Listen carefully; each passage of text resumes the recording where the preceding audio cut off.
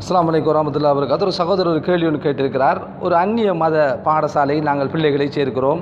அங்கே தொழுவதற்கு இடம் கிடையாது, அவர்களுடைய வணக்க ஸ்தலம் இருக்கிறது. அப்போ இந்த இடத்தில் எப்படி நாங்கள் அணுகிக் கொள்வது என்று கேட்டிருக்கிறார். முதலில் எங்களுடைய பிள்ளைகளை நாங்கள் பாடசாலைக்கு சேர்ப்பதாக இருந்தால் இஸ்லாமிய அல்லது முஸ்லீம் பாடசாலைகளை சேர்ப்பதற்கு நாங்கள் முயற்சிக்க வேண்டும். முதலாவது விஷயம் ஏனென்றால் இஸ்லாம் சொல்கிறது, காபிர்களை நீங்கள் நேசர்களாக எடுக்க வேண்டாம், அவர்கள் அதிகமாக உறவாக வைத்துக் கொள்வதை தவிர்க்க வேண்டும், ஏனென்றால் அவர்கள் எப்போதும் விரோதிகளாக இருப்பார்கள் என்று சொல்லியிருக்கிறது நாங்கள் நிறையவே பார்த்துருக்கிறோம். அப்போ ஒரு பாடசாலையை தெரிவு செய்கிற போது முதலில் இப்படி இஸ்லாமிய சூழல் இருக்கின்ற பாடசாலையை தெரிவு செய்ய வேண்டும். இரண்டாவது, அப்படி இல்லை என்கிற நிலைப்பாடு இருக்குமாக இருந்தால் நாங்கள் அந்த பாடசாலையில் சேர்த்து விட்டால் எங்களுக்கும் அந்த தொழுகைக்கும் இடத்துக்கும் எந்த சம்மதமும் கிடையாது.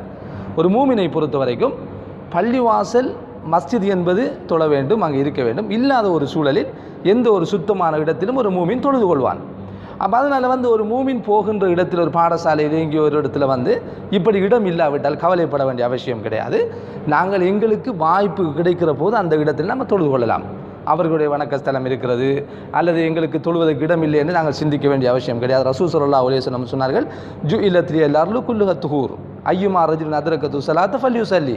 இந்த உலகம் பூராகவும் எனக்கு பள்ளிவாசல்களாக ஆக்கப்பட்டிருக்கிறது. ஒரு மனிதன் எந்த இடத்தில் அடைந்து கொண்டாலும் அந்த இடத்தில் தொழுது கொள்ளட்டும் என்று ரசூல் ஸல்லல்லாஹு அலைஹி வஸல்லம் அவர்கள் சொல்லியிருக்கிறார்கள்.